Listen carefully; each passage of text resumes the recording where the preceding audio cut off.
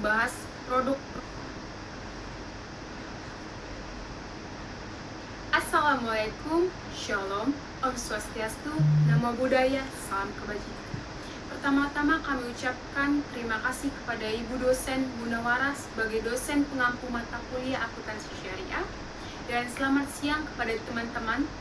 Saya harap baik, saya Rifka Gita Arita sebagai moderator pada pagi hari ini. Dan bersama rekan-rekan saya, Rehan Azuri, Regita Widianti, Prasetyo Hadi Proto, Nurul Kusna, Dina Maria Turnip, dan Putri Jevanya. Kami dari kelompok 8 akan mempresentasikan hasil diskusi kami mengenai hasil entitas syariah. Sebelum dalam pembahasan, kita harus mengetahui apa sih topik-topik dalam pembahasan tersebut. Pada slide ini, kita akan membahas topik entitas syariah. Yang pertama, ada macam-macam entitas syariah. Yang kedua, ada produk entitas syariah. Yang ketiga, ada laporan keuangan entitas syariah. Kita masuk ke dalam topik pertama, yaitu macam-macam entitas syariah. Kita dapat melihat macam-macam entitas syariah ada 6 golongan. Yang pertama ada perbankan syariah, yaitu bank yang berdasarkan Islam. Yang kedua ada asuransi syariah. Ketiga pasar modal syariah. Yang keempat pasar uang syariah. Yang kelima ada lembaga keuangan mikro syariah. Dan yang keenam ada organisasi pengelolaan zakat. Di antara macam-macam entitas syariah, kita akan membahas produk-produk entitas syariah dan selanjutnya akan membahas laporan keuangan entitas. Yang kedua, kita masuk ke dalam topik yaitu produk-produk entitas syariah. Yang pertama kita bisa lihat dompet duafa. Ini merupakan salah satu dari macam entitas syariah yaitu organisasi pengelolaan zakat. Kita bisa lihat dalam gambar tersebut ada zakat, itu adalah sumbangan dan wakaf. Yang kedua ada infak. Infak adalah pemberian sumbangan berupa harta dan sebagainya untuk melakukan kebaikan berdasarkan ajaran-ajaran agama Islam. Yang ketiga ada pembagian hewan kurban. Kurban dalam pengertian syariah ialah menyembelih hewan dengan tujuan beribadah kepada Allah. Dan biasanya kurban dilakukan pada saat hari raya haji dan hari raya Idul Adha. Selanjutnya ada perbankan syariah. Perbankan syariah adalah suatu sistem perbankan yang pelaksanaannya berdasarkan hukum Islam atau syariah. Pembentukan sistem ini berdasarkan adanya larangan dalam agama Islam untuk meminjamkan atau memungut pinjaman dengan mengenakan bunga pinjaman atau riba, serta larangan untuk berinvestasi pada usaha-usaha yang bersifat haram. Yang kedua ada deposito syariah, yaitu produk simpanan berjangka yang diberikan oleh bank syariah. Yang ketiga ada gadai syariah, yaitu produk pinjaman tunai dari bank syariah kepada nasabahnya. Yang keempat ada pinjaman syariah, yaitu produk pinjaman dari bank syariah. Transaksi ini tidak tergolong riba selama bertujuan tolong-menolong dan tetap mengikuti. Selanjutnya ada produk asuransi syariah.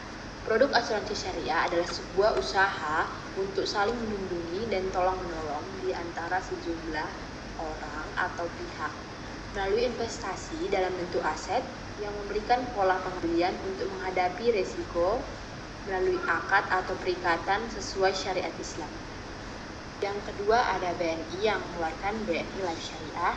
Yang ketiga ada PRU Syariah yang merupakan anak perusahaan dari asuransi terkemuka prudensial dengan skala internasional. Yang keempat ada FWD Life yang mengeluarkan asuransi kesehatan. Yang kelima ada perusahaan Sun Life yang mengeluarkan Sun Life Financial Syariah. Yang keenam ada Sinarmas yang mengeluarkan asuransi Sinarmas Syariah. Dan yang ketujuh ada Paninbank yang mengeluarkan Paninbank Syariah. Selanjutnya akan dijelaskan mengenai laporan keuangan perbankan entitas syariah. Baik, pada bagian ini saya akan menjelaskan mengenai laporan keuangan apa saja yang terdapat pada PT Bank Panin Dubai Syariah Tbk. Yang pertama yaitu ada laporan posisi keuangan atau neraca. Pada dasarnya sama dengan laporan keuangan umum, kecuali pada sisi pasifa laporan posisi keuangan bank syariah, itu ditambah investasi tidak terikat, yang bukan unsur kewajiban atau modal. Investasi tidak terikat ini merupakan dana yang diterima bank dengan kriteria yang pertama, bank mempunyai hak menggunakan dan menginvestasikan dana serta mencampurkan dana dengan dana lainnya. Yang kedua, keuntungan dibagikan sesuai dengan nisbah yang disepakati. Yang ketiga, bank tidak memiliki kewajiban secara mutlak untuk mengembalikan dana jika mengalami kerugian. Jika kita lihat dari perbedaan persamaan akuntansi, pada neraca bank konvensional persamaan akuntansinya adalah aktiva sama dengan kewajiban ditambah modal.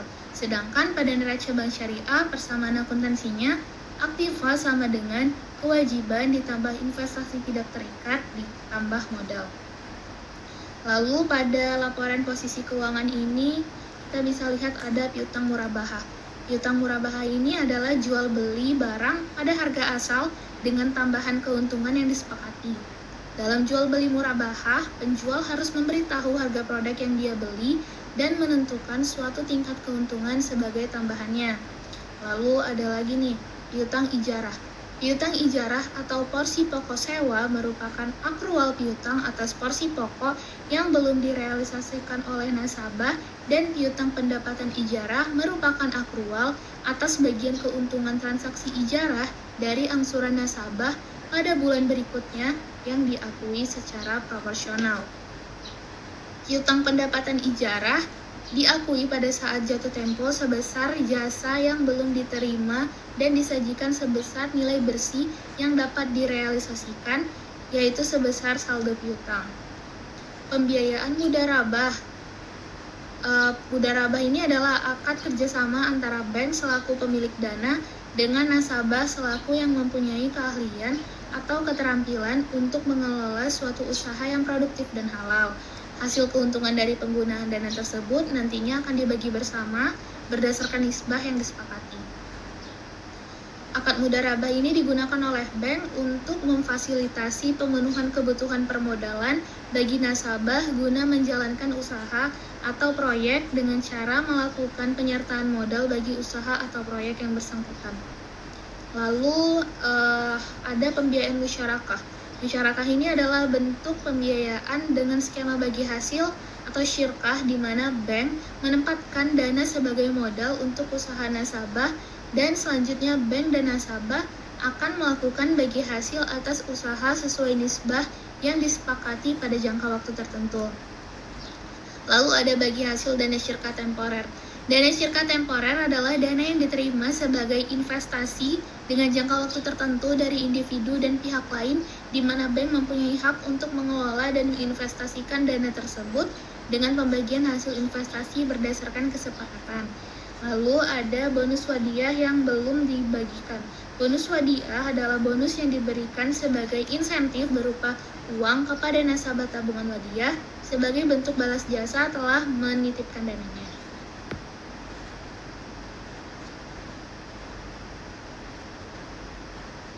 Baik, kita masuk pada laporan keuangan yang kedua, yaitu ada laporan laba rugi.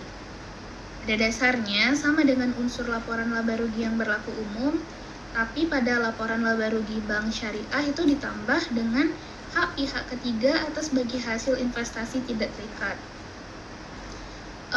Pos-pos pada laporan laba rugi bank syariah yang pertama pendapatan operasi utama, yaitu ada pendapatan dari jual beli, pendapatan dari sewa, pendapatan dari bagi hasil, serta pendapatan operasi utama lainnya. Yang kedua ada hak bagi hasil untuk pemilik dana investasi tidak terikat. Yang ketiga ada pendapatan operasi lainnya. Yang keempat ada beban operasi lainnya.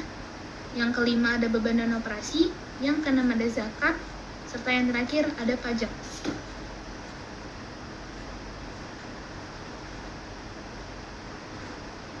Yang ketiga ada laporan perubahan ekuitas. Laporan perubahan ekuitas atau Statement of Shareholders Equity adalah laporan yang menyajikan perubahan-perubahan pada pos-pos ekuitas. Laporan ini bermanfaat untuk mengidentifikasi alasan perubahan klaim pemegang saham atas aktiva perusahaan.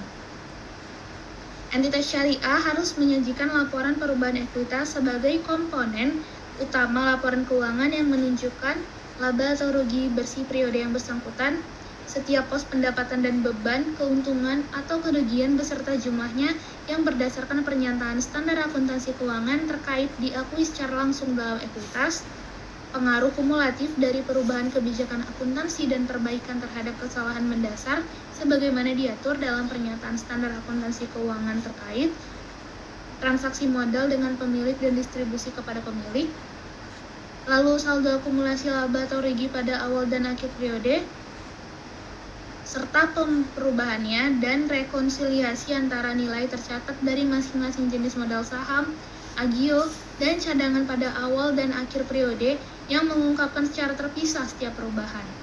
Perubahan ekuitas entitas syariah menggambarkan peningkatan atau penurunan aset bersih atau kekayaan selama periode bersangkutan berdasarkan prinsip pengukuran tertentu yang dianut dan harus diungkapkan dalam laporan keuangan.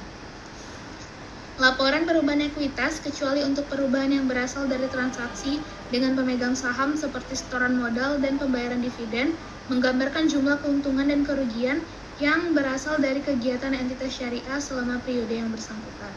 Yang keempat ada laporan arus kas. Laporan arus kas merupakan laporan mengenai keluar masuknya kas selama periode tertentu. Informasi arus kas memberikan dasar bagi pengguna laporan keuangan untuk menilai kemampuan entitas syariah dalam menghasilkan kas dan setara kas dan kebutuhan entitas syariah dalam menggunakan arus kas tersebut. Secara ringkas, laporan arus kas menggambarkan klasifikasi dalam 3 aktivitas, yaitu aktivitas operasi. Yang pertama, aktivitas operasi arus kas dari aktivitas operasi terutama diperoleh dari aktivitas penghasilan utama pendapatan perusahaan. Oleh karena itu, arus kas tersebut biasanya berasal dari transaksi dan peristiwa lain yang mempengaruhi penetapan laba atau rugi bersih. Yang kedua, aktivitas investasi. Pengungkapan terpisah arus kas yang berasal dari aktivitas investasi perlu dilakukan sebab arus kas tersebut mencerminkan penerimaan dan pengeluaran kas sehubungan dengan sumber daya yang bertujuan menghasilkan pendapatan dan arus kas masa depan. Yang ketiga, aktivitas pendanaan. Pengungkapan terpisah arus kas yang timbul dari aktivitas pendanaan perlu dilakukan sebab berguna untuk memprediksi klaim terhadap arus kas masa depan oleh pemasok modal perusahaan. Secara detail terkait persyaratan penyajian dan pengungkapan informasi arus kas dapat mengacu pada PSAK 2, yaitu tentang laporan arus kas. Selanjutnya adalah laporan rekonsiliasi pendapatan dan bagi hasil. Bank Syariah menyajikan laporan rekonsiliasi pendapatan dan bagi hasil yang merupakan rekonsiliasi pendapatan Bank Syariah dengan menggunakan dasar akrual atau accrual basis dan pendapatan yang dibagi hasilkan kepada pemilik dengan menggunakan dasar kas atau cash basis. Perbedaan dasar pengakuan tersebut mengharuskan Bank Syariah menyajikan laporan rekonsiliasi pendapatan dan bagi hasil sebagai bagian komponen utama laporan keuangannya. Selanjutnya adalah laporan sumber dana dan penyaluran dana zakat. Laporan ini merupakan laporan yang menunjukkan sumber dana, penyaluran dalam jangka waktu tertentu, serta dana zakat yang belum disalurkan pada tanggal tertentu.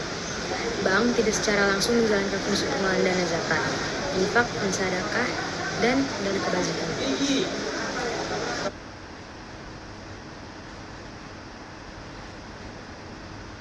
Selanjutnya adalah laporan sumber dan penggunaan dana kebajikan. Laporan ini sumber dari bank atau luar bank, atau yang bisa kita contohkan adalah infak dan sedekah dari pemilik nasabah atau pihak lainnya. Penggunaannya adalah untuk memberi pinjaman baru dan pengembalian dana kardul hasan temporer yang disediakan pihak lain.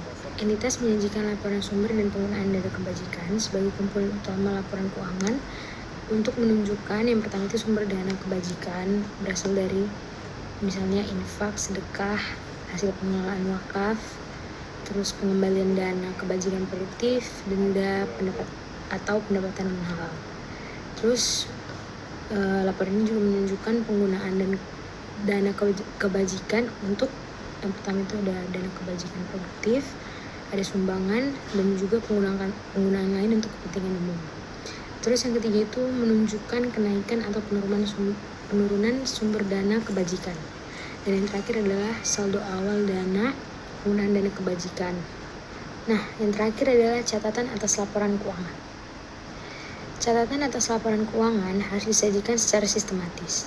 Setiap pos dalam neraca, laporan laba rugi dan laporan arus kas, laporan perubahan ekuitas, laporan sumber dan penggunaan dana zakat, laporan sumber dan penggunaan dana kebajikan harus berkaitan dengan informasi yang terdapat dalam catatan atas laporan keuangan. Catatan atas laporan keuangan mengungkapkan yang pertama, informasi tentang dasar penyusunan laporan keuangan dan kebijakan akuntansi.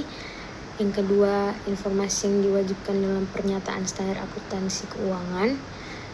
Terus, yang ketiga adalah informasi tambahan yang tidak disajikan dalam laporan keuangan tetapi diperlukan dalam rangka penyajian secara wajar. Nah, catatan ini berbeda dengan laporan keuangan entitas syariah lain. Catatan atas laporan keuangan umumnya disajikan dengan urutan sebagai berikut. Yang pertama, pengungkapan mengenai dasar pengukuran dan kebijakan akuntansi yang diterapkan. Yang kedua, informasi pendukung pos-pos laporan keuangan sesuai urutan sebagaimana pos-pos tersebut disajikan dalam laporan keuangan dan urutan penyajian komponen laporan keuangan.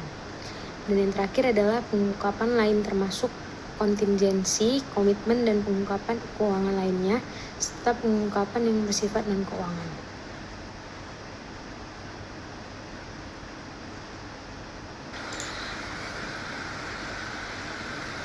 Oke, baik, selanjutnya saya akan membawakan tentang laporan keuangan PT Asuransi Jiwa Syariah Jasa Mitra Abadi di tahun 2017 dan di bulan Maret tahun 2018. Nah, berikut akan disajikan 10 laporan keuangan PT Asuransi Jiwa ini yang menggunakan format akuntansi keuangan syariah. Yang pertama adalah laporan posisi keuangan. Di dalam laporan posisi keuangan entitas syariah ini memiliki sedikit perbedaan pada laporan posisi keuangan pada entitas konvensional. Sebagai contoh, di dalam laporan posisi keuangan PT Asuransi Jiwa Syariah ini terdapat akun deposito mudharabah,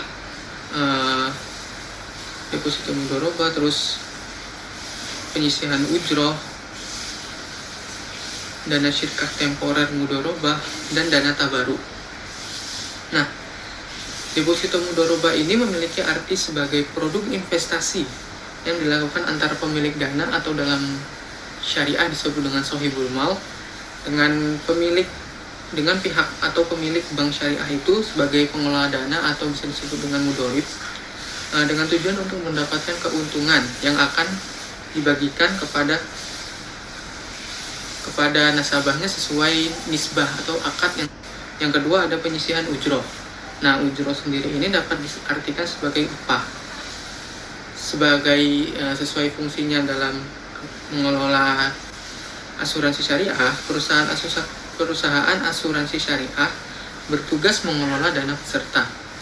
Untuk itu, harus ada feedback atau fee yang diberikan oleh nasabah kepada perusahaan ini. Nah, fee itu disebut dengan ujroh dalam syariah. Yang ketiga, ada dana syirkah temporer. Nah, dana syirkah temporer ini merupakan dana yang diterima sebagai investasi dengan jangka waktu tertentu dari pemilik dana, di mana entitas syariah mempunyai wewenang untuk mengelola dan menginvestasikan dana tersebut dan membagi hasil investasi tersebut sesuai dengan akad yang telah disepakati. Yang terakhir ada dana tabaru. Nah, dana tabaru ini memiliki arti kumpulan dana kebajikan dari uang kontribusi para peserta asuransi yang setuju untuk saling bantu bila resiko di antara mereka itu terjadi. Nah, untuk laporan posisi keuangan dari PT Asuransi Jiwa Syariah ini, adapun jumlah aset dari laporan posisi keuangan ini sebesar pada Desember 2017 sebesar 166.467.402.985. Nah, sedangkan di 31 Maret 2018 jumlah aset ini meningkat sebanyak 1 miliar dengan total 167.684.123 dan 225 rupiah. Untuk jumlah liabilitas dan ekuitas sama seperti yang ada pada jumlah aset, sebesar 166.267 dan 402.985 rupiah. 2018 bulan Maret sebesar 167.684.123.225. Nah, selanjutnya ada laporan surplus defisit underwriting dana tabaru. Untuk laporan ini sebenarnya merupakan ciri khas dari informasi keuangan dari laporan keuangan perusahaan asuransi syariah, dan laporan ini tidak ada di entitas-entitas syariah lainnya, hanya ada di asuransi syariah. Adapun unsur dari laporan ini meliputi pendapatan asuransi yang terdiri dari pendapatan kontribusi, bagian pengelola ujroh atas kontribusi, dan bagian reasuransi atas kontribusi. Selain itu, unsur dari laporan ini juga meliputi beban asuransi yang terdiri dari klaim, bagian reasuransi atas klaim, dan cadangan teknis. Setelah itu ada pendapatan investasi, dan yang terakhir ada beban investasi. Nah, untuk laporan surplus defisit underwriting dana tabaruk pada PT Asuransi Jiwa Syariah Jasa Mitra Abadi ini pada tahun 2017 bulan Maret didapat surplus underwriting dana tabaruk sebesar 140.26.997 rupiah. Untuk bulan Maret tahun 2018 meningkat secara signifikan dengan total 281.980.000. Untuk selanjutnya ada laporan perubahan dana tabaruk. Laporan perubahan dana tabaruk ini juga merupakan laporan khas dari laporan keuangan entitas asuransi syariah, yaitu laporan ini mencakup hal-hal seperti surplus atau defisit periode berjalan, bagian surplus yang didistribusikan ke peserta dan atau pengelola, surplus yang tersedia untuk dana tabaruk, saldo awal dana tabaruk, dan saldo akhir tabaruk. Nah, bisa dilihat untuk laporan perubahan dana tabaruk pada PT Asuransi Jiwa Syariah Jasa Mitra Abadi ini pada tahun 2017 bulan Desember didapat saldo akhir dana tabaruk sebesar 1.126.590.083 rupiah. Sedangkan untuk bulan Maret tahun 2018 didapat saldo akhir dana tabaruk sebesar 1.480.570.409. Nah, laporan keempat itu adalah laporan laba rugi. Laporan laba rugi di entitas syariah ini pada dasarnya memiliki kesamaan pada akun-akun yang ada pada laporan laba rugi entitas konvensional. Kedua entitas ini memiliki pos-pos yang sama seperti pendapatan, beban, laba rugi, dan lain sebagainya hingga laba rugi neto. Yang menjadi perbedaan di sini adalah akun-akun yang mengisi pos-pos tersebut. Pada laporan laba rugi PT Asuransi Jiwa Syariah Jasa Mitra Abadi ini terdapat di pos pendapatan dari operasi syariah ini terdapat ujroh. Nah, ujroh ini sudah dijelaskan pada sebelumnya merupakan upah yang didapat dari entitas asuransi yang didapat dari nasabah. Nah, pada pos beban ada satu akun yang membuat perbedaan antara entitas syariah dan konvensional, yaitu perbedaan bernama beban ujroh. Nah, sebelum menghitung laba rugi bersih pada entitas asuransi jiwa syariah Jasa Mitra Abadi terdapat laba sebelum zakat, yang nantinya laba tersebut akan dikurangi oleh penyaluran zakat. Nah, bisa dilihat laporan laba rugi untuk PT Asuransi Jiwa Syariah ini didapat pada tanggal 31 Maret tahun 2017 didapat laba bersih tahun berjalan tahun 2017 yaitu senilai 431.497.964. Sedangkan untuk tahun 2018 laba bersih dari PT Asuransi ini meningkat secara signifikan senilai 1.689.024.200. Dan selanjutnya ada penghasilan komprehensif lainnya. Nah, laba dari komprehensif periode berjalan yang didapat dari PT Asuransi Jiwa Syariah ini sebesar pada tahun 2017 bulan Maret sebesar 500.393.764 rupiah. Untuk tahun 2018 laba ini meningkat juga secara signifikan dengan total 1.229.088.938 rupiah. Nah, selanjutnya yaitu adalah laporan perubahan ekuitas. Untuk laporan perubahan ekuitas PT Asuransi Jiwa Syariah Jasa Mitra Abadi ini pada dasarnya juga sama dengan laporan perubahan ekuitas pada entitas konvensional yang sama-sama menggambarkan peningkatan atau penurunan kekayaan pada suatu periode yang terdiri dari modal awal, laba bersih periode berjalan, rekonsiliasi antara nilai tercatat dari masing-masing jenis modal saham, AGU, dan cadangan pada awal dan akhir periode yang mengungkapkan secara terpisah setiap perubahan dan lain-lain, hingga diketahuinya jumlah modal akhir dari suatu entitas asuransi syariah tersebut. Nah, untuk laporan perubahan ekuitas dari PT Asuransi Jiwa Syariah Jasa Mitra Abadi ini didapat saldo per 31 Maret 2018 didapat senilai 113 miliar 730 juta 279 dan 979 rupiah. Sedangkan untuk saldo akhir dari PT Asuransi Jiwa Syariah ini per 31 Maret 2018 senilai 114 miliar 959 juta 368.917 rupiah. Baik, selanjutnya akan dilanjutkan oleh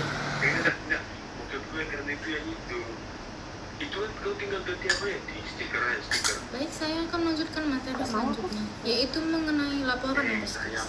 Laporan arus kas pada entitas syariah jika sejatinya memiliki kesamaan dengan laporan arus kas pada entitas konvensional yang memberikan dasar bagi pengguna laporan keuangan untuk menilai kemampuan entitas dalam menghasilkan kas dan setara kas, serta kebutuhan entitas dalam menggunakan arus kas tersebut. Laporan arus kas kedua entitas sama-sama menggambarkan klasifikasi dalam 3 aktivasi. Yang pertama adalah aktivasi operasi, yang dimana diperoleh dari aktivitas penghasilan utama pendapatan perusahaan. Yang kedua adalah aktivitas investasi, yang dimana mencerminkan penerimaan dan pengeluaran kas sehubung dengan kegiatan investasi entitas. Yang terakhir ada aktivitas pendanaan, yang dimana menunjukkan arus kas bersih yang digunakan untuk mendanai perusahaan. Pada laporan arus kas dari PT Asuransi Jiwa Syariah Jasa Mitra Abadi, jumlah dari kas atau setara kas pada tanggal 31 Maret 2017 dan 2018 berturut-turut sejumlah 52 miliar 281 juta 979.376 rupiah dan 54 miliar 931 juta 188.770 rupiah.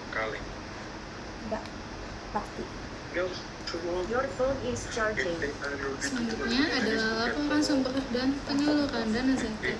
Zakat merupakan sebagian dari harta yang wajib dikeluarkan oleh wajib zakat untuk diserahkan kepada penerima zakat.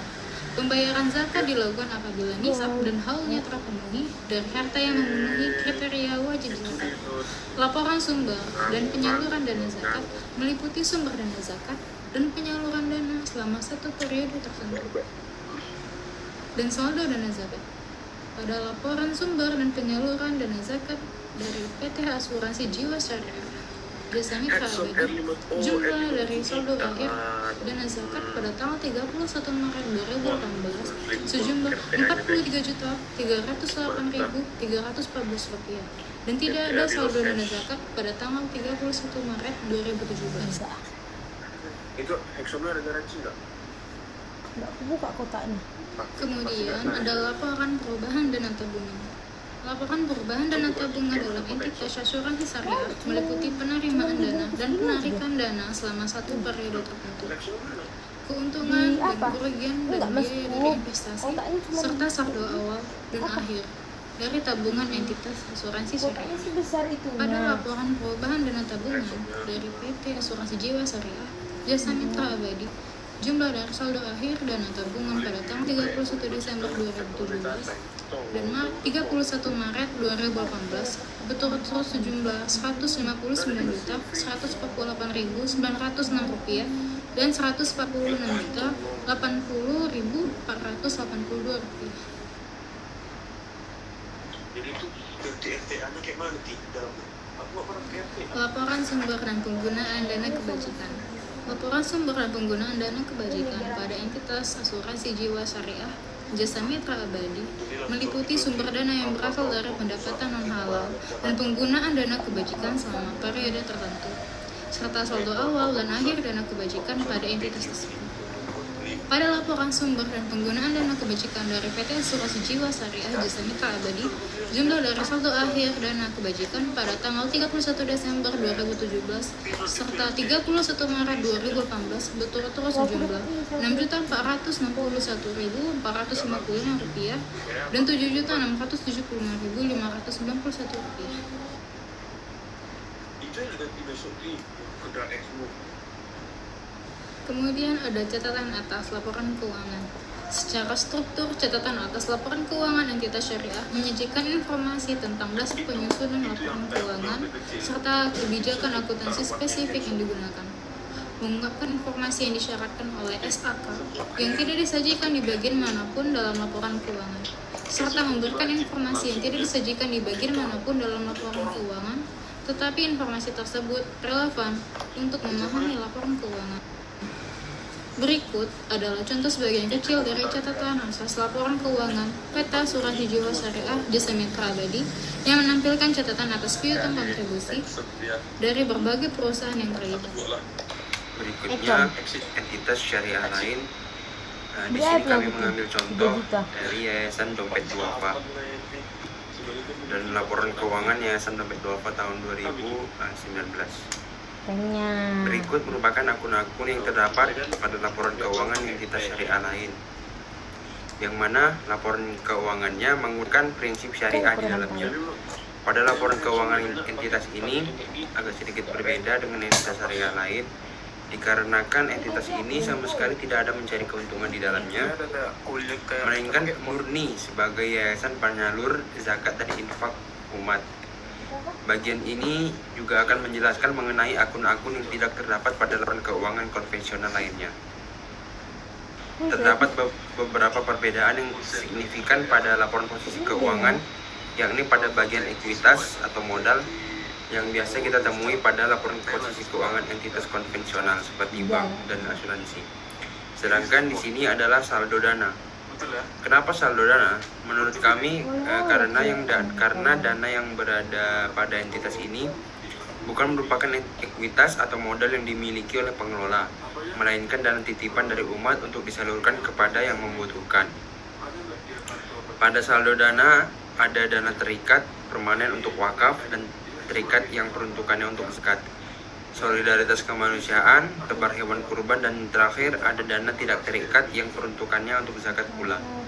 Dana terikat sendiri adalah dana yang penggunaannya dibatasi tujuannya tertentu seperti permintaan pihak eksternal.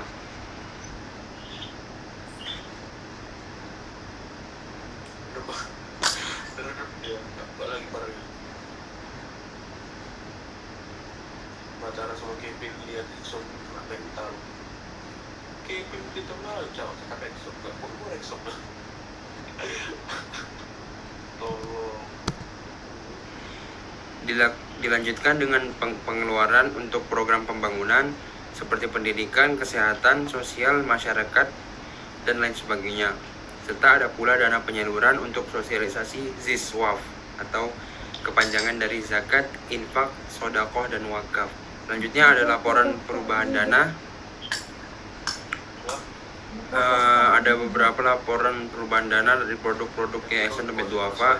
Yang pertama yakni perubahan dana pada zakat yang di penerimaannya terdapat zakat dan bagi hasil. Kemudian disusul dengan penyaluran kepada fakir miskin dan orang yang membutuhkan. Dalam hal ini termasuk juga untuk mu'alaf. Selanjutnya ada perubahan dana pada infak. Dana infak sama seperti pada perubahan zakat, namun pada dana infak berisi penyaluran pada program-program yang bermanfaat bagi umat seperti pendidikan, kesehatan, sosial masyarakat, dan lain-lain. Kemudian ada laporan perubahan dana infak terkait seperti yang sudah disebutkan sebelumnya. Dana terikat sendiri adalah dana yang penggunaannya dibatasi tujuan tertentu seperti permintaan pihak eksternal. Maka infak terikat memiliki pengertian infak yang diperintahkan untuk kepada pihak penyalur untuk tujuan dan maksud tertentu. Namun perbedaannya dibanding dana infak biasa adalah pada dana infak terikat terdapat penerimaan bagi hasil atas pendapatan dana infak, yang berarti penyalur memberikan fee kepada yayasan sebagai pihak ketiga pemberi dana yang tentunya tujuannya masih berkaitan dengan kebaikan umat seperti program-program pendidikan, kesehatan, sosial masyarakat, dan lain-lain. Bukan itu toh apa sekretariatnya. Selanjutnya dilanjutkan oleh teman saya Priscilia. Bisa biar apa buat charger aja sama? Ini baterai nggak ada yang apa Pus? Lebih tahan dari yang warna hijau ini. Itu penting. Ada sih, cuman jarang. Nggak ada di Medan. Ada sih, cuman jarang barangnya.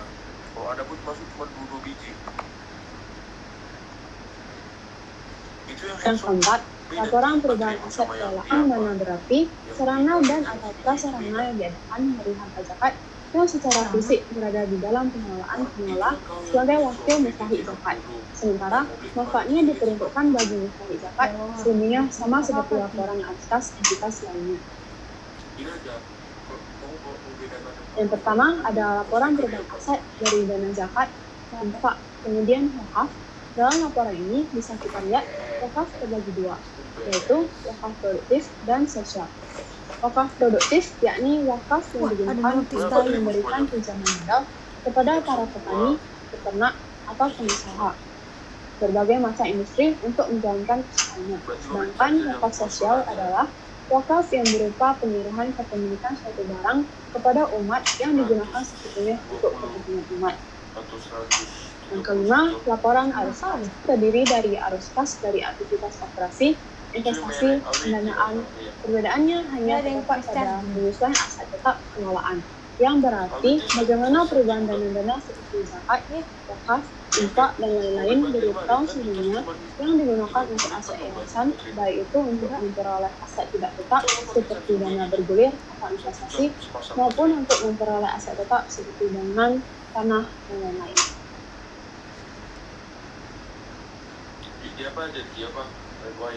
Baik, tadi merupakan hasil presentasi dari kelompok 8 mengenai produk-produk entitas syariah, laporan keuangan syariah, dan macam-macam entitas syariah.